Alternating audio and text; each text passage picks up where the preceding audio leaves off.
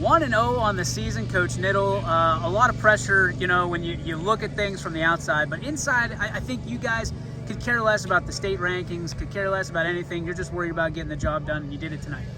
Yeah. It took a lot of work to get this done. Not a lot of teams are playing in this area. I've been in contact with our coach for the last couple of days. Said as long as we get this field ready, we're ready to go. And credit to Strongsville. I mean, that's a big D1 program. Played for a state title a couple of years ago in D1. Their shortstop's going to Wright State. They got some players. Their catcher's a dude too. So it was a great little, measuring stick for us, for them to come down here, and it lived up to expectations. I think our pitchers pitched phenomenal. Group work, I think a no-hitter into the 5th.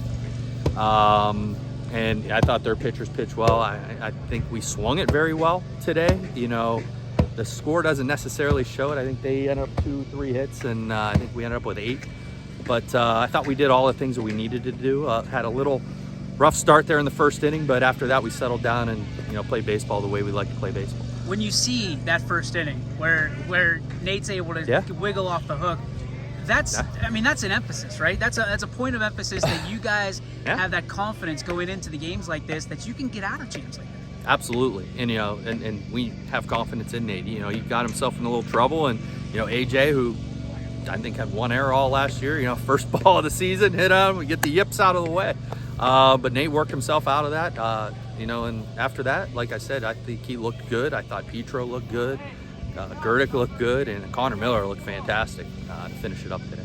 All right, now you've said multiple times, this is a schedule not for the faint at heart.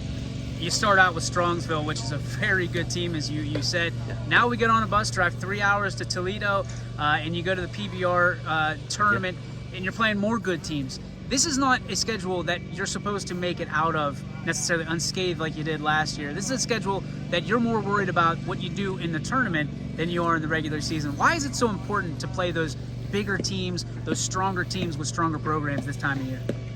It's funny you said that. Strongsville was not on our schedule. It was one of those things I was looking to see who was open, and a couple schools had some openings, and they reached out to us, and we're like, absolutely. They were going to play Moeller and Mason, 2 of the top schools in D1, and they got bailed on.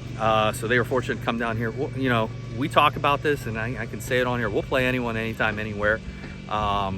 It's and like I said, tip my cap to coaches from Strongsville. They just drove an hour and a half to come play us. So that's what good baseball teams do. That's what programs want to do. You want to build off and give yourself the best chances against the best teams, so that when you come tournament time, you have that experience.